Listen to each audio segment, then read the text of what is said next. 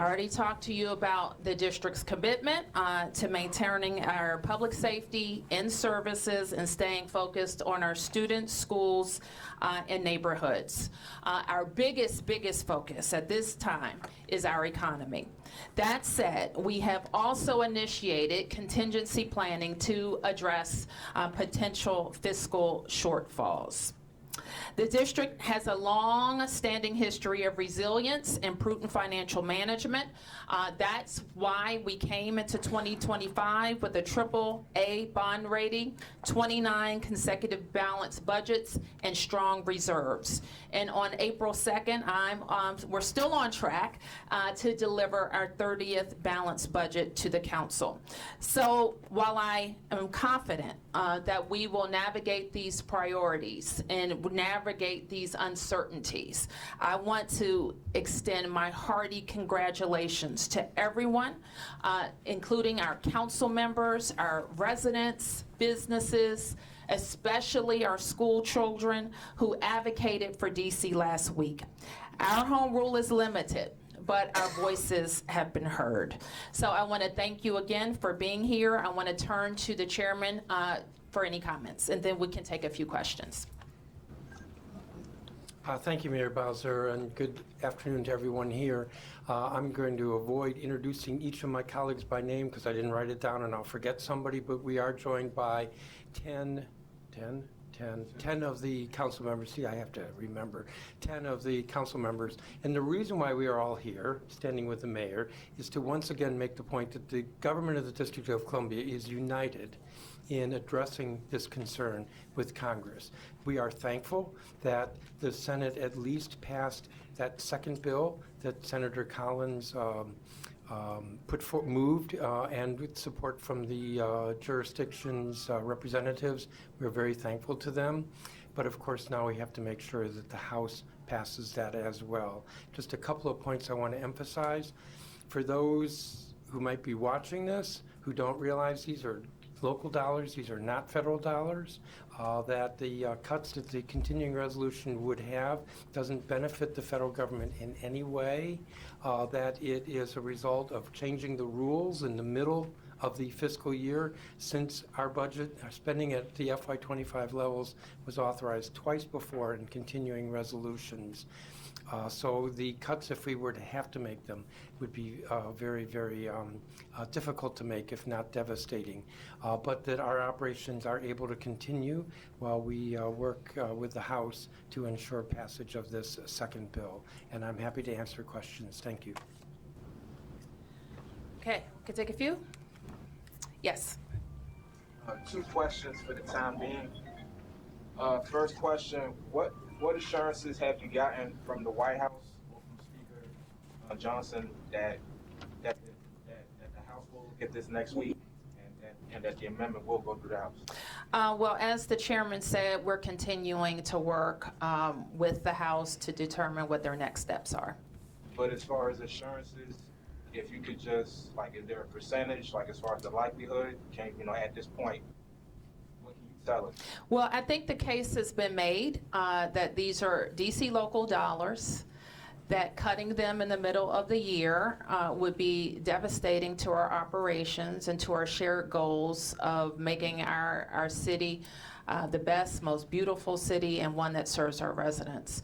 So we're very confident, and we're going to keep working with the Congress until its final passage. Speaking of local dollars, last question for the time being. What is the contingency plan if the House rejects this? So are we looking at fewer school days during the week? What's the contingency plan just in case? We haven't gotten to that stage. Yes. What is happening in the interim in this week where we could be waiting on the vote? Do you guys have to make those immediate cuts now? So I'm going to turn to our CFO in just a moment, but let me be clear about this. We're midway through, and even with reverting to a 24 budget, there's no department in the government that is exceeding that. So we are proceeding just as we did last week. But let me turn to CFO Lee. Thank you, and good afternoon. Yes, to answer your question, we're halfway through the fiscal year. So no department is overspent even the 24 level or is close to spending the 24 level simply because of where we are in the fiscal year. So that gives the mayor and the council time to make these really difficult decisions of how to react to a scenario where the CR becomes law.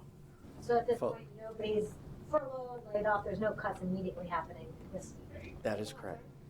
Mr. Lee, could we just follow up? Well, beyond that, did you hear what he said? He said that we're mid-year and no department is anywhere close to expending over its 24 budget. So I don't think we're just talking about this week.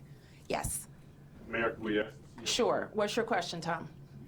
Mr. CFO, I think the timing question is, the measure has passed, it's legal, it's passed Congress, I think the president signed it. At what time frame do you have to give the House time to act on this new measure, since the bill's been passed already to meet the 24 level? Is there a deadline? For me, immediately, there's not a deadline because I know the council and the mayor are working through both scenarios. One where the correction is made by the House agreeing to the Senate's bill. And then second, if that doesn't happen. And so I know from my organization's point of view, we're preparing for both as well. And I have confidence that the mayor and council will come to at least initial decisions that will be substantive to deal with the scenario of the CR just being the law as opposed to the other passing through the House. And so at the moment, I'm confident at the effort that's underway to handle both scenarios. Thank you. Mr. Mayor, if I could just follow up my question. You listed the people in the Senate who helped last week. Who are you working with in the House on the Republican side to make sure that Speaker Johnson gets the full message? Well, we always start with Mr. Comer, who is our oversight chair, and we won't leave any stone unturned. No other names you would like to name? No. Has any other Republicans spoken up in public for the District of Columbia? I can't say I have a full scan of what's been said. Thank you. Okay, so why don't I do 3 in the front, and then I'll do 2 in the front here. Yep. I'm Sophie from German Television Debate. How do you feel about President Trump exercising influence on cultural life in D.C.? He's going to the Kennedy Center today. Do you support his actions? How do you see cooperation in the future? Well, I will say we were surprised by that, and we revere the Kennedy Center and the role of the arts in the District of Columbia. We were, I think, privileged to have David Rubenstein, who so ably chaired the board, and Deborah Rutter, who did an amazing job. And I think the new leadership, they have big shoes to fill. And so I hope that they have a robust plan to bring the arts and celebrate the arts, the diversity of the arts in Washington, D.C. The Kennedy Center is important to us. Cultural tourism is important to us. So we need it to be operating at full steam. Yep. Yeah, Mayor, we saw unanimous support in the Senate last week, and I know that you were in touch with Senator Collins, but I'm wondering if there was anything else you personally were doing, or members of your staff, with other Republicans in the Senate. What was your message to them? Any commitments that you made, or to clear any misunderstandings that they had? What were those conversations? I can tell you, like as I said, we had a full court press in the Senate, and our conversations were similar to what you've seen, our talking points that we shared with the Senate. Our budget is approved. These are local dollars. It doesn't save the federal government any money. We're halfway through our fiscal year, and cutting now would be reckless. I could ask one more question. Yep. Are there any other options that the district is exploring intended to mitigate the impacts of the anticipated cuts if this were to go through? Anything legally or legislatively? Well, Megan, this is what I can say. The best option is for the House to fix this, and we're going to stay focused on the House fixing it. Yep. Mayor Ben Peters, Washington Business Journal. The Trump administration said on Friday that they are planning to call off the FBI's relocation from D.C. to Greenbelt. How does that change the district's planning for that city block? Well, first, we have been supportive of a FBI relocation off of Pennsylvania Avenue, and that's where we've been for a while. We do think that it will create a nexus with the rest of our vision for the downtown. We've also been supportive of it locating at an underutilized metro station like the one that was chosen in Maryland. We've always anticipated that about 1,000 FBI personnel would remain in the district. So we will work with the administration on those personnel. So that's one question. But a larger question is, where are all the employees? We are not talking about the same cadre of FBI personnel that we would have been last year. So I understand that a lot of the personnel are being sent around the country. This side. Mayor, quick follow-up on the question. I know there's no timeline of when this needs to be addressed, but is there, I mean, are we talking days? Are we talking weeks into this would actually we would kick into, the part B of this and actually start seeing layoffs happen? I can't really add more than what has already been said by the CFO. We're halfway through the fiscal year. There's no department that is coming close to FY24 expenditures at this point. And so we're managing through the political process. And just to follow up, obviously, this would impact, as you know, city employees. Just your message to them as, we saw a lot of them lobbying on Capitol Hill, kind of expressing themselves. Thank you for asking that, because there is a lot of anxiety among our staff as well. And we want them to know, and they should know this, that I said today, we meet our obligations. And if there is ever any impact to our staffing, we are going to let people know what we're working with, and they will be treated with dignity and compassion. Yes?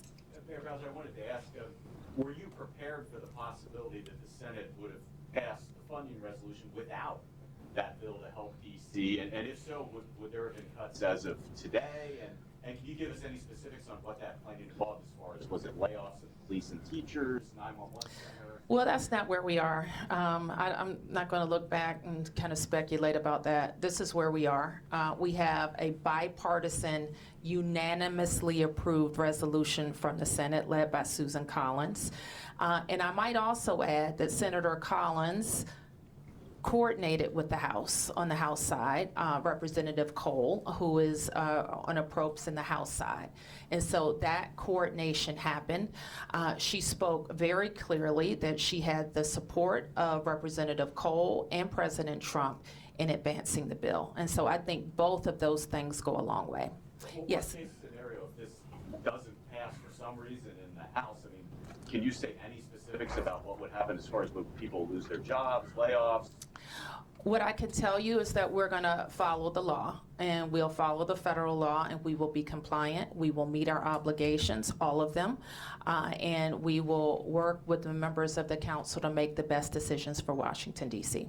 Yes, Mark, and next, and then to Lou. Thank you. I'm wondering, you seem to have walked back just a little bit about the amount that this might be impacting, the $1 billion, from your initial letter to Congress, which really sounded the alarm, to today saying potentially $1 billion, and being very adamant about pointing out that you haven't reached your levels yet. So do you now believe, looking at this, having had a chance to look at it more closely, that if it were to go in effect, the number may not be as big as $1 billion? The CFO is shaking his head. No. No, that's what I believe. That it would be, it still would definitely, if it goes into effect, it would be, okay, I appreciate that. And then to clarify, have you spoken to Representative Comer since Friday, since the Senate passage? Not to Representative Comer, but his team. And to anybody on the House speaker, to Mr. Johnson's team, have you spoken to him or his staff? Of course, yes, we're speaking with his staff. And what have they told you? Have they given you an indication whether he'll bring it for House? Mark, we're still working it. I don't think they have the bill yet. I'm not sure it's come over from the Senate yet, and so they're on recess. So I wouldn't expect like a lot of action during recess. They're back on Monday, and we're gonna get to work on it. No, next question. Hold up, somebody else. Yep. Yeah, Matt from the Washington Times. Senator Collins last week mentioned that the budget cuts were a mistake when she was speaking on Capitol Hill. I was wondering if you agree with that assessment, given some of the DC-focused legislation coming out of the House. I don't know. And I do know, and I trust Senator Collins' judgment. You don't think it was intentional? I don't know. Yes. Lou? Yes, Mayor, thank you. I was just wondering, in addition to the possibility, which people seem to think is not likely, that the House will not go along with the Senate on the bill to exempt DC from the big budget cut, the CFO has mentioned a little earlier that a week or two ago, that due to the large number of federal worker layoffs from the Trump administration, that the city's revenue is going to be lower in fiscal 2026 and the next 2 years after that. And with that happening, I was just wondering, is there any thought of what specific programs might have to be cut, particularly those that some people that we report on, the liaison offices like the Office of LGBT Affairs, Latino Affairs, African American Affairs, would those offices have to be cut? Well, as you know, Lou, we are working on our budget right now. The FY26 proposal that you referenced, the revenue forecast over the next 4 years, our forecasted revenue has gone down by $1 billion. And those are the numbers that we must use when we balance our budget.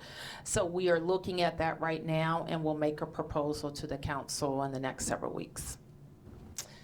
Anybody? Okay.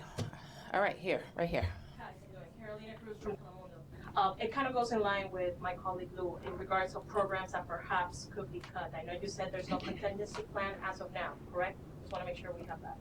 And a lot of people have talked about cuts on education and public safety, but what about programs that cater to specific communities? In my case, I'm more concerned about the Latino community. If your question is if we had to make $1 billion cut right now, as Kevin likes to say, we have to go where the money is in our budget to cut that fast. And our top areas of spending are schools, public safety, and the human services. But as of now, nothing is in the chopping block. There's no way to do that. Okay. Anybody have a different question? Okay. Yes.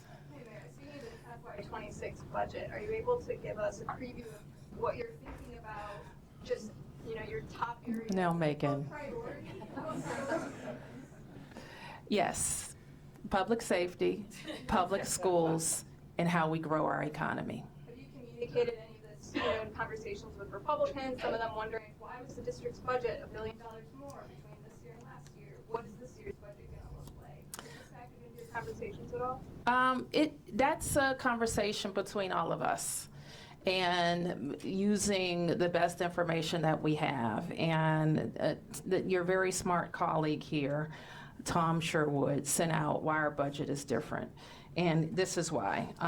We paid Metro, we need public transit. It was a payment to our DC public schools and public charter schools, additional human services, and that's of great interest. We paid our loans. We paid the Metropolitan Police Department an additional $80 million. And by the way, we had a 35% decrease in violent crime. We paid our police officers and firefighters retirement system that had increased costs, more retirees, more cost. The Department of Healthcare Finance saw a big increase. And when I say we have to go to where the money is, if we have to make dramatic cuts mid-year, that's one such source.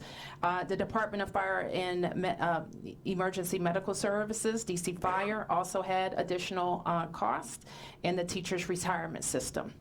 So when we think about increased costs from year to year, we're experiencing increased labor costs, inflation, cost of materials, and greater demand for our services. Just in the schools alone, the numbers that I mentioned represent, unlike a lot of jurisdictions, we have more children in our schools, and that's a good thing. And we are very invested in their outcomes and what outcome data show us is that our children are doing well compared to their peers. So those are some of the additional costs that were driving the difference between the FY24 budget and the FY25 budget. Okay, and I'm just going to take a couple more, guys. Yep. One of the major warnings you issued in the memo you wrote to Congress about the budget was that it could impact renovations to Capital One Arena. I'm curious if you've been in conversations with Ted Leonsis or Monumental Sports about contingency plans? We don't. It is true that impact to our capital budget would affect all of our planned CIP spending, but we will meet our commitments to the Capital One Arena. Under what I apologize, Mayor, this is to follow up his question. The NFL, as you know, is trying to come to the District of Columbia. If this $1 billion problem isn't fixed by the House, and you have already budget pressures, can you afford to bring the NFL team back, whatever the deal is going to be? Sure. I look forward to talking to you about that in the future. All right, Mark. Near Thank you. Back on the budget, remind me, did you sign the last budget? Did you have issues with the final budget? I sometimes have issues with budgets. I mean, is that part of what got us to $1 billion over the previous year? I'm sorry. It was what got us to what? What? Whatever issues you have with budgets. No. Okay. Can I ask you about immigration enforcement in the district? The Washington Post had reported recently, on at least one case where a couple was picked up detained for several days in the District of Columbia. Can you tell us the district's role, if any? Are you notified? Do you have a count? Do you know how many people have had such experiences? No, and I'm not sure that we would. The district has no role in immigration enforcement. Does your Office of Migrant Services play any role? No, the district has no role in immigration enforcement. And I've asked before, can we speak ever to the head of the Office of Migrant Services for an interview to see what that office is doing? Is that office funded in the next budget? Mark, we haven't talked about anything that's funded in our next budget. How about interviewing the head of that agency who, to my knowledge, has never, ever spoken to the press? Well, so that you know, that office is in the Department of Human Services. And the Department of Human Services will take any questions that you have about those services. Okay, okay, last question. Under what circumstances would we have to tap into the reserve funds? So if the House, by some chance, doesn't approve the amendment, what are we looking at as far as that? Well, there are a lot of legal requirements for our use of we have a bunch of reserve funds, and the CFO can talk to you about that when we conclude. But there are a lot, we would follow the statutes, mostly local, and some federal statutes that govern how we use our reserves. And if it comes down to it, under what circumstance would you forego pursuing the stadium? That's a decision that certainly I'll use my best judgment to make. Thank you.